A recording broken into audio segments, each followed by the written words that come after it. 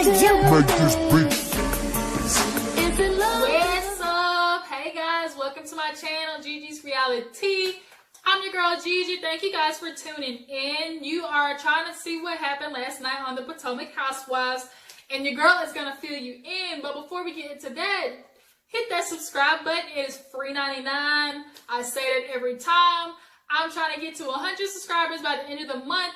Please help your girl reach that goal. And if you put a heart emoji down in the comments, I will give you a shout out in future videos. And speaking of shout out, I want to talk about my day one, and she gonna stay one, Miss Tamika. I see you, girl. I appreciate you watching my videos. I'm not forgetting about you. You guys, I be like Tamika. She been rolling with me. Tamika, tell them, let them know. Follow your girl. All right, so Potomac Housewives last night was interesting to say the least. We opened up with Ashley and her mama. Last time we saw her mama, she was drugged out in some house with some nigga that wasn't paying no bills and just accepting all of Ashley and Michael's money. Ashley has told her mom about this man before. He don't do nothing. He don't put in on this man. He don't do shit but sit on the couch and provide her mother with dick. So that's why Ashley and Michael were having so many issues. But at this moment, they're trying to make up because, you know, Ashley had the miscarriage. It's bringing them closer. So Ashley's mama comes in and they're in the kitchen talking about, you know, preparing for the baby. And Ashley talking about, you know, I've changed so many things. I gave up drinking for a couple of months. I'm not eating certain meats, you know. I'm just doing everything to prepare for this baby. And the first thing goddamn Ashley's mama do is offer her a Corona, and you know what Ashley does? She take it. No surprise there. You are very hypocritical because last season you had all the shits for Monique talking about she was an alcoholic basically, and here you are every time we see you, you got a motherfucking Corona to your lips. Okay, so that is the pot calling the kettle black. Like, am I crazy? So Ashley's mama, and they sit down, and Ashley's just, you know, just talking to her about, you know, making up with Michael and how things are. Then Michael finally decides he wants to come in from his, you know, bike ride through the park. And, you know, Ashley's mom welcomes him with open arms, surprisingly. And it just makes Ashley so emotional. Like, she's so glad to see, you know, these things. They're not at kumbaya yet, but as she said, you know, they're getting there. So, next is Karen. You know, it's unfortunate that she has to shop for her parents' tombstone. I couldn't imagine losing parents, you know, so close together. But what threw me off is the fact that Ray is only 2 years younger than her daddy. She talking about, oh, Ray, you was 66, my dad was 64. Like, I knew Ray was old, but damn, he got a little salt pepper. But she talking about, you know, as long as he's healthy, not that Viagra don't kill him, because I know he's struggling to get that shit up now. At his age, Karen obviously like her man, like her wine, fine and aged. But if that works for you, Karen, like I tell people, do you, boo boo? So here we are. We got Gizelle crazy ass going to therapy. Now the therapist is talking to her, seeing how things are going, and straight up Gizelle's like, Sherman's out the window. He's gone kaput. We finished. I have banished him from the kingdom. And the therapist is confused because he's like, wait, hold up. Like last session, you was bragging about Sherman, talking about y'all in love and stuff. He's like, where did those emotions go? And she was like, well, they gone. Like, I had to kick him out. And he was like, okay, so the first sight of the issue, you just, you know, you just cut it off. And it was a light bulb moment for Gizelle, because she realized, you know, maybe she's not emotionally available to people. And it comes out in different ways where she's not compassionate to others. And so it can come out, you know, against her family, her friends, girlfriends. Obviously, we've seen that because Gizelle has no problem for some reason. She always has this hazing mentality to me when it comes to other women. If it's a new woman or if it's just somebody in general. We know she was a sorority girl back in college. And for some reason, she just always has that mentality to me when it comes to other women. And it's low-key rude the way she be talking about people. But, you know, the therapist kind of put her in her place in regards to, you know, being compassionate towards others and just, you know, not being so quick to cut people off. So in light of that, you know, she later gonna talk about, I'm gonna later talk about her and Katie in the episode. But let's just bring up something real quick. Monique, this episode, she only made a little quick appearance with her kids. Her daughter is so freaking cute. She had the braids, was laid to the side. Now, Chris wanted another baby, but Monique said, this pussy shut down. And you're going to get a vasectomy. And Chris was like, no, I'll pass. That house that they live in is very nice. I think it's something that Karen wants, but she can't have. And we need to see the rest of Monique's house because Karen ain't showing her grand dame estate. I would really love to see what else Monique got in there. Because it's very beautiful from, the outside looking in. So we have Chris and Candace. They're still in their, wedding bliss phase. Chris wakes up in the bed and was like, well, we need to postpone the honeymoon because somebody has to work. And Candace had that face like, bitch, what do you mean? She's like, what is that supposed to mean? And he's like, somebody got to work. We got bills. And that meant, Candace, you might have to find you a second job because this weave you selling ain't covering everything, obviously. You got mortgage, light, expenses, cell phone, and your mama, obviously is paying for stuff, but if you want to get under her thumb, you might try working at Taco Bell. You might even work at Ashley's restaurant. Because, girl, if y'all behind on bills like that, and Chris's restaurant just ain't doing much, I might want to fix that. So they go downstairs, opening up gifts, and, talking about, wanting to move, and they finally want their own place. So the mother just can't walk her lily ass in anytime she wants to because she has a key. I wouldn't want that. If I want my husband, I want a place of my own, and my mama's going to have to get the boot. And Candace is trying to give her mama the boot, but if she's going to do that, you got to stop taking money from her. Because Candace's mama, Dorothy, as Candace said, we got to do Dorothy in doses. Her mother is a fucking lot, and at this point, if she keeps acting the way she do, they are going to have an estranged relationship. It's just something about Candace's mama that just will drive a bitch to drink. She's a couple of screws loose, obviously, and Candace, I can't handle it no more. I wouldn't be able to either. I'm gonna have to, live way out in the prairie to get away from her. Gizelle, in light of, trying to do this whole compassionate thing, she goes to see Katie. Katie's coming around. They go and have dinner, and Katie's ass walk in with this pillowcase over her head. And girl, we all have bad hair days, but you're gonna tie that shit up in the back. You all do that little pretty, you can tie it in the back, make it like a little knot. Or hell, like just put something on it, a hat. Don't be walking in with Amy's scarf just laid over the top of your head. And she had the nerve talking about, do I look beautiful and stuff? And Gizelle was like, yeah. And so Katie decides to give us a rundown of her life to find out that she's with a 27-year-old that ain't doing shit. She's talking about, he don't contribute to my bills. And so she's like, Giselle's like, well, does he work? And she was like, well, yeah. Like, that's not real convincing, Katie. So now you got a 27-year-old who don't contribute to the bills. Hell, he probably not even taking the trash out. You look like you in Ashley's mama's situation. Got a dude that's hanging around, and when niggas only ain't got no money and they contributing to nothing, but still have a place in the house, what's the one thing that they always be contributing? Dick. So basically, a 27-year-old, she got her little young thing, providing her with dick, and that is negating the fact that he's broke as fuck. But that shit's gonna get old real quick, because you can't have sex every day of the week when you got bills to pay. So Gizelle invites she invites Katie to Ashley's little party. So they're gonna be excited to see how the women, react to that. Robyn and Juan go to this house, that she's trying to flip and make some money off of. Now, Robyn, we know what happened last time. You fucked up the church's money. So she can't do it again. Like, if you decide you're gonna flip this house, you're gonna have to get a profit on this bitch. Because Juan walked in and he about damn near had a heart attack because it was so messy. He, was, looking at everything. And, Robyn's like, it's just it's cosmetic things that are left, doing the bathroom and, the sink and all that type of stuff like that. And they're in there testing paints and shit. And Juan is asking her, like, okay, are you sure this is going to happen? But the problem is, Robyn is over budget and over time. They done extended the time. They were a month, 8 or 9. and they got to use $10,000 more. Now, at the sound of that, it don't look like it's going to end up too well, because when you got to put in more money, that means less profit.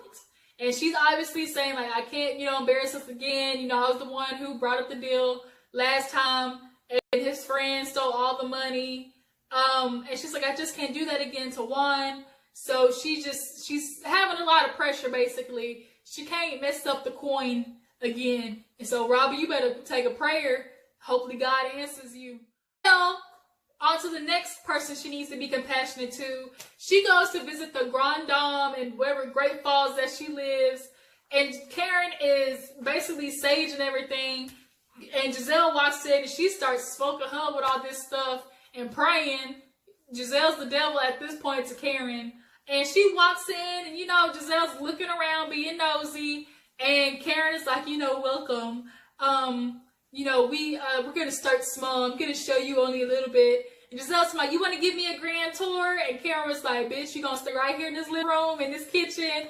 And you can take a sneak peek of that dining room, but you will not be going upstairs. To me, that is just so, like, that's a front. Like, we all know, okay, if you got downstairs done, that means upstairs ain't shit. You ain't got no bed. You ain't got no couch in there, no nothing. Karen, you ain't fooling nobody. We all know Ray got tax issues.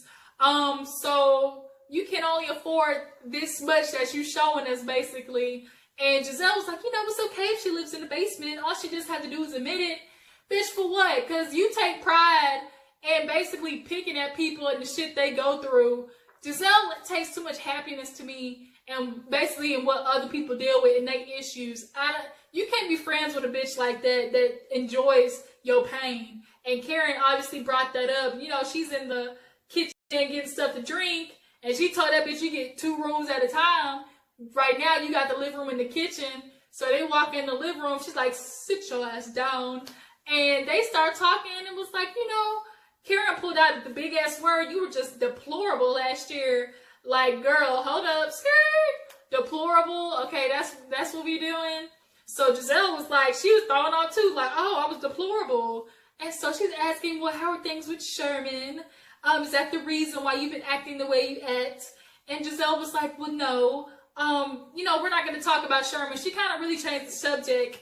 She doesn't want Karen off in her Sherman business. But Karen dropped a bomb in that confessional. Ooh, she is shady as fuck. Karen, I didn't like her in the beginning, but now she's starting to grow on me because she know how to throw some shade now. She been working on it. And she said, well, I shop at the same places Sherman does. And it wasn't Gizelle he was with at sex. Boy, when she said that, I about hollered. And I'm like, well, who was he with then? And that to me basically confirms what I've been thinking about Sherman. He wants to keep Gizelle in the dark. He wants to date her on the side. He didn't want to go to that wedding because it would have blew up all his spot with all these other women he probably talking to. And, getting all up in between the sheets and telling him he loved them. He trying to love multiple women. And Karen, she just confirmed that to me. But Karen was like, I don't know if I can trust you. We aren't really good friends. You're not. And Gizelle's like, well, I'm trying to work on being compassionate. I'm not very compassionate. And Karen was like, well, bitch, we already do that. And I was like, well, damn. Like, Karen is calling Gizelle out on her shit. And so they decide, okay, let's start easy. So they start telling very surface level secrets. Gizelle decides to say, well, you know what? I decided to put some Nair or something on my puss. And now I got mumps and bumps because I didn't want to wax. And I'm like, don't they tell you on the bottle not to put that shit in your privates? Maybe that's why Sherman left your ass, because you got a road map constellation of bumps on your cooch. And don't nobody want to go downstairs and eat that. Nobody want that for his tongue get infected. And then Karen decides to say, well, once I got my boobs out, I think I want them again, because when I'm laying down, these hoes go north, south, east, and west. And so that was like, okay, well, we know that's what we told each other. And if anybody else knows, basically they know who snitched. So they're working on that. I obviously don't think that is going to last for too long. They bump heads way too much. They're very strong individual women, and 2 strong women who want to be on top. They're going to have to battle out. There can only be one queen. And Gizelle always wants that position, and she she annoys the fuck out of me.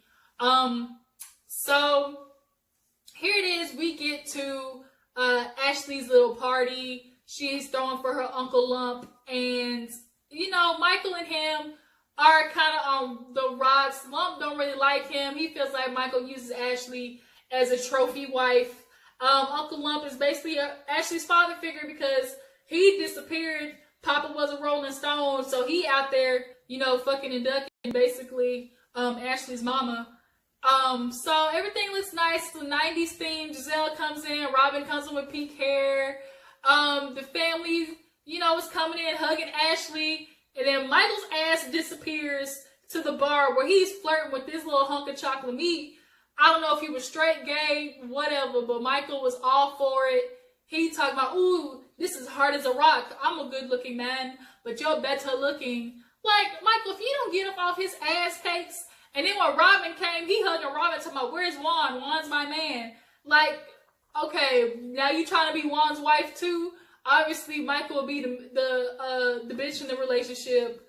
So I'm just baffled that that Michael be putting his energy out there so much. We've all been having this question mark over Michael of, is he gay or not? I think he's with Ashley. I mean, the uncle said he with Ashley for a trophy wife situation. I think he's with Ashley because he needs a beard. And we all know what a beard is. It's the appearance of being a heterosexual male. Ashley does that for him because there's no way that with all the stuff that they've been going through, fighting, and all this disagreement, that they stay together. Michael needs her to look good, basically, and to keep him from looking like, you know, you older now, like Michael, you on your last life run. Go ahead and come out so you can, you know, be in the light. It's 2019. Ain't nobody gonna be shocked that you gay. Like, come on, bruh. And then you at this bar, like, all up on this man, rubbing him down stuff, and your wife Ashley looking for you, talking about, where's husband? Where's my Michael? All this type of stuff. Like, man, if you ain't put it out there more obvious that you into niggas, like, it is just literally flashing. And then he had this whole sexual assault case. Like, Michael, you ain't fooling nobody. So, Katie arrives, and she's talking to Candace, and the first thing this bitch says was, oh, you were married? She's like, 5 days ago. She's like, wow, if I met you 5 days ago, I would have told you not to get married. And obviously that threw Candace off, like, dang, okay, we starting right there. And she's like, well, marriage is just hard, you know. Well, we get that. Her marriage that she had with, I don't know. No, she wasn't married to that dude. She was trying to get married. So Katie be struggling with that.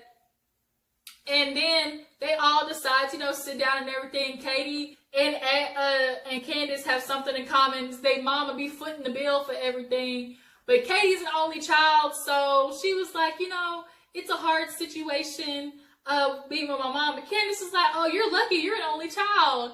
Gizelle was like, okay, so she only child, so she get more money. And so Candace like, not just money, but affection and da-da-da. And I'm like, oh, this girl, you sure want to get under your mom's thumb, but you sure ain't got no problem taking that money. It's just what Candace knows. She's comfortable doing that, and that's where she stays. Because at the end of the day, she's willing to put up with it. So the night is young, basically. They is out there partying. Ashley's damn song plays that is not worth a lick. It's like a little teeny bopper song, Coffee and Love, whatever. And her love, all right, was somewhere else. He too busy worried about Juan trying to be all up in his butt cheeks. And then this little black man that was at the bar.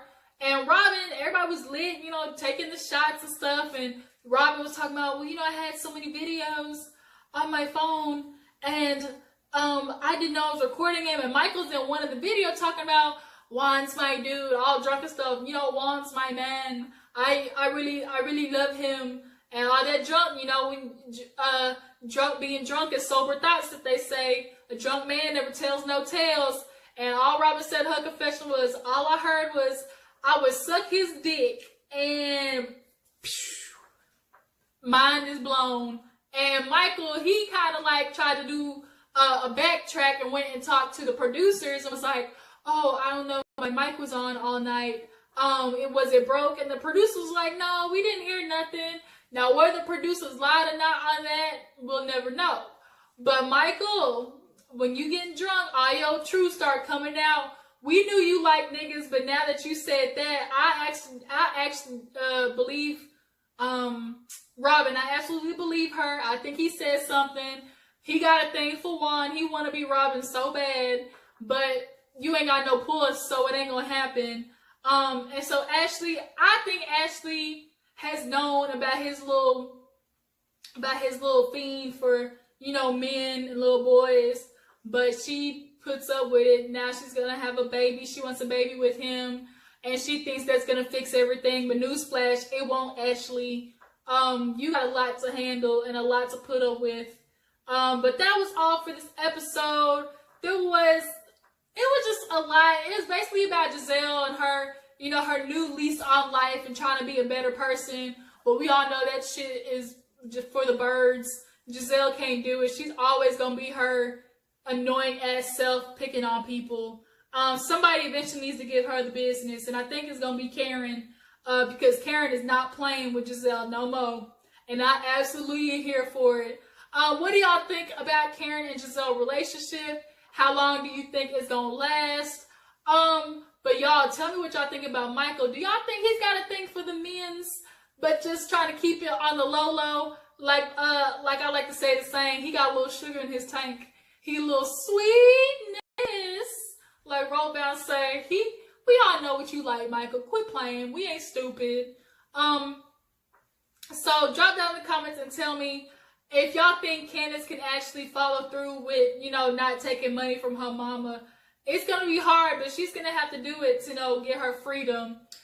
So that was all. Thank you guys for watching. Please like the video, hit that subscribe button, and thank you guys for tuning in. I'm going to keep you guys updated on the Potomac Housewives for sure.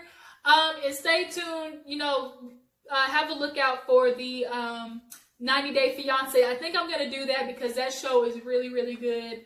Let me know if y'all want me to review that as well. And if there's any other shows, drop in the comments and let me know. This has been your girl Gigi. Thank you guys for watching. All right, I'm gonna catch you on the flip side.